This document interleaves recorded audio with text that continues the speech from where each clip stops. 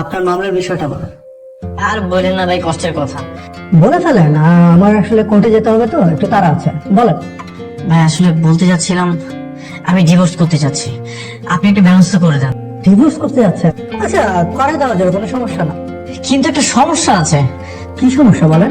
আমার ওয়াইফ তো প্রেগনেন্ট। কি? আপনার ওয়াইফ প্রেগনেন্ট? তাহলে তো ডিভোর্স হবে না, এটা আইনের পরিপন্থী। কি বলতেছেন এটা? সেই সন্তান তো আমার না। সন্তান আপনার না, তাহলে সন্তান কার? সেটা তো ভাই আমিও জানি না। আপনার ওয়াইফকে জিজ্ঞেস করেন। সেও জানে না। আপনি কি উল্টাপাল্টা বলতেছেন ভাই? আপনি ফোন করে বললেন আপনার বিয়ে হয়েছে 1 মাস, 1 মাসের ভিতরে আপনার ওয়াইফ প্রেগনেন্ট হয়ে গেছে। মানে আপনার ওয়াইফ জানেন না সন্তান কার, আপনি জানেন না সন্তান কার। আরে ভাই, আপনি তো আমার মাথা উড়াই দিতেছেন। তাহলে বোঝেন আমি একজন হাজবেন্ড, আমার মাথার কি অবস্থা। আচ্ছা আচ্ছা, ঠিক আছে, বুঝতে পারছি। আপনি একটু রিল্যাক্স হন তো। কেন আপনার এই ডিভোর্স পর্যন্ত চলে আসছিল, আপনার পুরো ঘটনাটা আমাকে খুলে বলেন। ভাই 1 মাস আগে একটা জ্যোৎস্না রাতে। হাই, আমার না অনেক ভয় লাগতেছে। এদিকে আসো না তুমি একটু। আরে লাভ দাও, লাভ দাও, লাভ দাও। লাফ দিলে যদি পা ভেঙে যায়, আমি অনেক ভয় পাইতেছি। আরে পা ভাঙবে না, আস্তে করে লাভ দাও। আরে বাড়ি আসো। কি রে ঋতু, তুই কোথায় পালাচ্ছিস? দাঁড়া, আমি নিচে আসতেছি, দাঁড়া। আল্লাহ, আল্লাহ, আরে, গলা ধরো, আমাকে ধরো। আরে, ধরো। আল্লাহ, পা ভেঙে গেছে, মাথা আসো। মাথা আসো, ধরো। ধরো, আমাকে ধরো। তুই কোথায় পালাচ্ছিস? নিচে নাম। বাইরেটাকে তোর বয়ফ্রেন্ড তাই না? তোকে নিয়ে পালিয়ে যাচ্ছে। ডাক দিও, তোর বাবা মাকে ডাক দিল। চাকরি কই না, তাড়াতাড়ি আসো। তুমি পালাচ্ছ। তুমি পালাচ্ছ। আরে, আরে, আরে, কেউ জানে না আমাকে তোর জন্য পালিয়ে আসছে। হ্যাঁ, আমি পালাচ্ছি। তুই আমার সাথে পালাবি? তুই কি সাক্ষী দিবি আমার বিয়ে? হ্যাঁ, সাক্ষী দেবে। তবে তোর বাবা মা, দাঁড়া আমি ডাকছি। চাচা, চাচি, তাড়াতাড়ি বাইরে আসো। এই, বাড়াবাড়ি করবি না, ছাড় বলছি। তুই তাড়াতাড়ি নিচে নাম। চাচা, চাচি। কি বলবো? তুই এখানে মানে তুই পালাচ্ছিস কেন? আমাদের মান সম্মান সব শেষ। না না না না, পালাবো কেন আমি? পালাচ্ছি না তো। এই যে গেট যে বন্ধ, এই জন্য আমি দেয়াল দিয়ে উপরে উঠেছি। তালা দাও, দাঁড়া, তুই তাড়াতাড়ি নিচে নাম। তুই ওপরে কেন উঠেছিস সেটা তো বলবি। বুঝতেছো না এখনো? ওর আশিক বানায় বাইরে দাঁড়িয়ে ছিল ওকে নিয়ে পালানোর জন্য, আর যেই তোমাদেরকে ডাক দিলাম সেই পালিয়ে গেছে। ছি! তাই তুই নিচে নাম। এখন ঘরের ভিতরে চল, আজকে তোর খবর আছে। নাম বলছি। নিয়ে যাও না কেন ওকে? চল। মান সম্মান সব শেষ করে দিল আমাদের। জলদি ঋতুকে বিয়ে দিয়ে দাও। আজকে তো একটুর জন্য মান সম্মান বেঁচে গেল। যদি উল্টাপাল্টা কিছু করে ফেলতো, তাহলে আমাদের মান সম্মান কোথায় থাকতো? শোন ছোট, ও ঠিকই বলেছে। আজকে ধরতে পেরেছিস বলে রক্ষা, আর যদি না ধরতে পারতি এটা মারাত্মক কিছু ঘটে। সামনে এরকম ঘটনা আরো ঘটতে পারে। সুতরাং বুঝে শুনে একটা ব্যবস্থা কর। আর আমি যতটুকু তথ্য জানি, ও ছেলেটা বিবাহিত। কিসের বিবাহিত? ও আমাকে অনেক ভালোবাসে বাবা, আমি ওকে অনেক ভালোবাসি। ও আমাকে অনেক সুখেই রাখবে। আমি না সব বুঝতে পেরেছি। সব দোষ- এই না, বিট্টা, এই না,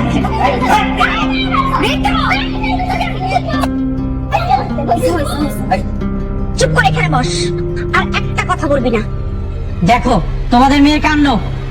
ও তোর চাচাতো ভাই, তোর থেকে বয়সে অনেক বড়। ওকে সম্মান দিয়ে কথা বলবি। কিসের সম্মান? ওর জন্য সবাই জানে না। শোনো, দীপ না একদম ঠিক কথাই বলেছে। তোমার মেয়েকে 2-3 দিনের মধ্যে বিয়ে দিয়ে দাও, তা না হলে কিন্তু বিপদ আছে। ওকে আর কতদিন এরকম আমরা দেখে রাখবো বলো? তোমার মাথা মানে তোমার না মাথার কোনো ঠিক নেই। 2 দিনের মধ্যে বিয়ে দেবো, এটা কি এটা কি সম্ভব নাকি? আমি 1-2 দিনের মধ্যে একটা ভালো ছেলে কোথায় খুঁজে পাবো? তোমাদেরকে তো আমি আগেই বলেছি যে ঘরের মেয়ে ঘরেই থাক। তোমরাই তো আমার কথার কোনো মূল্য দাও না। এই তুই আমার সাথে চল তো, আয় কি? এদিকে। দেখো চাচি, তুমি যেটা বলতে যাচ্ছ সেটা সম্ভব না। এখন তুই আমাদের একমাত্র ভরসা। তোর মতো এত ভালো একটা ছেলে আমরা কোথায় পাবো বল? চাচি, আমি ঋতুকে বিয়ে করতে পারবো না। তাছাড়া আমার পছন্দের একটা ব্যাপার আছে না? কেন?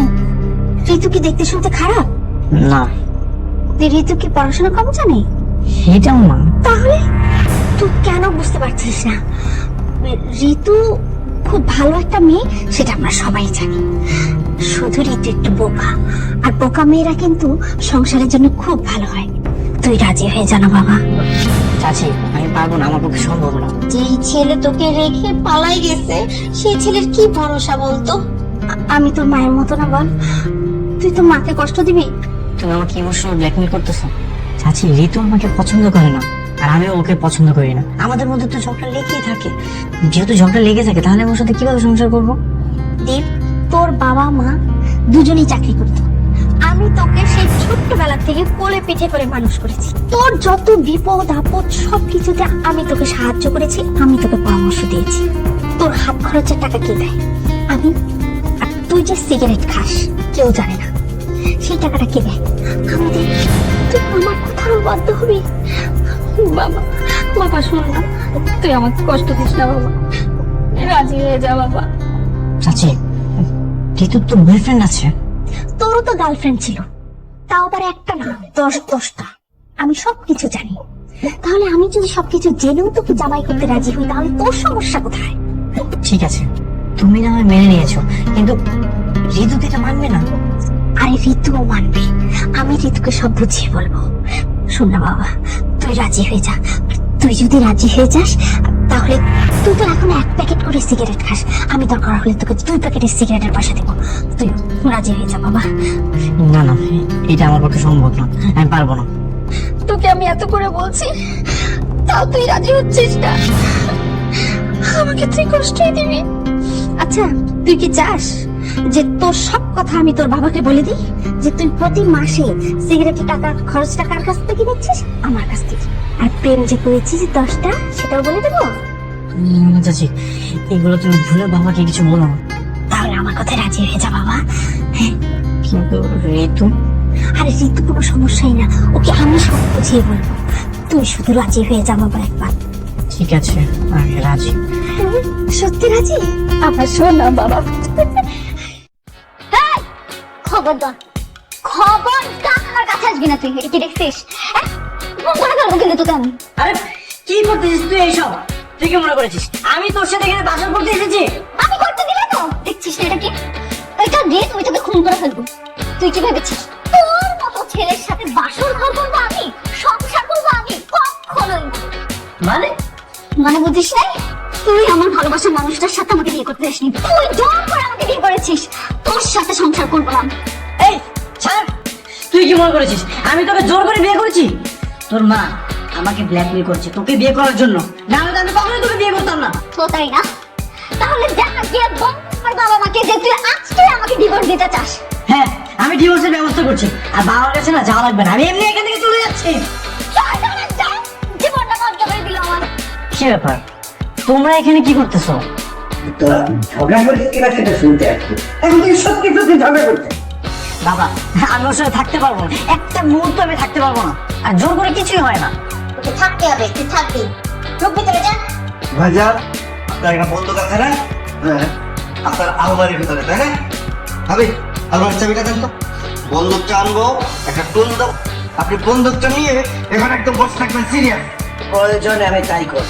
তাই করবেন না, কি দরজা খুলবে আপনি। যা, এই ভিতরে যা বাবা, তা না হলে তোর বাবা সত্যি সত্যি তোকে গুলি করে দিবে। যা না বাবা, যা।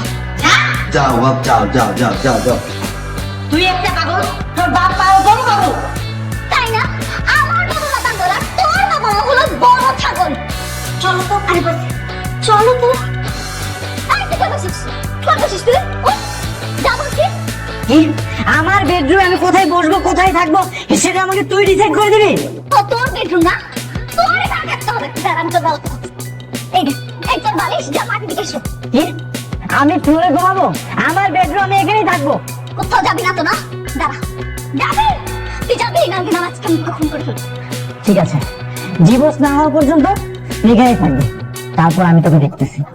এভাবে আমাদের 1 মাস কেটে যায়, আমি তাকে একটা বারের জন্য স্পর্শ করিনি। আমরা এক রুমে থেকেছি কিন্তু একসাথে ঘুমাইনি। তারপর আপনি বলেন সে কিভাবে প্রেগনেন্ট হয়? আপনার কেসটা আসলেই জটিল। এখন শোনেন, আপনি এই ডিভোর্সটা একমাত্র একভাবে করতে পারেন, সেটা হচ্ছে আপনি আপনার বাচ্চার বাপটা কে এটা খুঁজে বের করেন। কিন্তু ভাই, আমি প্রমাণটা কিভাবে করবো? আপনি তো ওয়াইফের সাথে কথা বলেন, যেভাবে পারেন খোঁজ খবর করেন, দেখেন তার কোথাও প্রেম ছিল কিনা, তার আগে বিয়ে হয়েছিল কিনা। যে কোনো একটা প্রমাণ নিয়ে আসেন, ডিভোর্স করার কোনো সমস্যা হবে না। বাহ, আপনি ভালো বলেছেন তো। আসলে লয়ারদের কাছে আসলে বুদ্ধি খেলে। ঠিক আছে, অবশ্যই আমি প্রমাণ জোগাড় করে আমি আপনার সাথে দেখা করবো। Best of luck. হ্যালো, তুই কই? বাসায়। আমি বাসা নিচে আসতেছি, তুই রেডি হ, আমি আমি তোর বয়ফ্রেন্ডকে পাইছি। আচ্ছা স্বীকার করতে গেছি না? ভাই বিশ্বাস করে আমি কিছু করি নাই ভাই।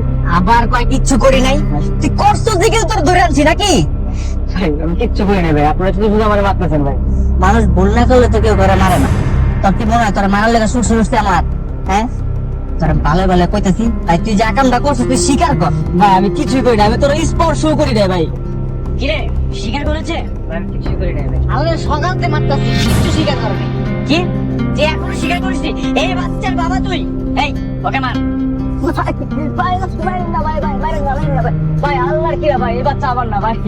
আমি খুব ভালো করে জানি তুই ওর একমাত্র বয়ফ্রেন্ড, ওর আগে পিছে কোনো বয়ফ্রেন্ড ছিল না। সেদিন তো তোদের হাতে নাতে ধরেছি, তোরা তো বিয়ের জন্য পালিয়ে যাচ্ছিলি। তুই তাড়াতাড়ি স্বীকার কর, এই বাচ্চার বাবা তুই, তাড়াতাড়ি স্বীকার কর। আরে কি আশ্চর্য, ওকে শুধু শুধু মারতেছিস কেন? ও কি করে বলবে যে এই বাচ্চার বাবা ও কিনা? ওকে জ্যোতিষী? ভাই আর কতবার বলবো, আমি কিছুই করি নাই ভাই। ভাই না ভাই। তোর মারতে মারতে যদি মরে যাস, লাস্টে এমন ভাবে গুম করবো তোর বাপ মুখ খুঁজে যাবো না।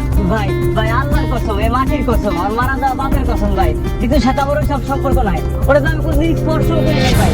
আমাদের সাথে ফেসবুকে কথা হইতো ভাই, আপনিই বলেন ফেসবুকে কথা হলে কি বাচ্চা হওয়া সম্ভব? হ্যাঁ ঠিকই বলতেছে, ওর সাথে আমার আগে কখনোই দেখা হয়নি। আমরা বসে একটা কফিও খাইনি কোনোদিন।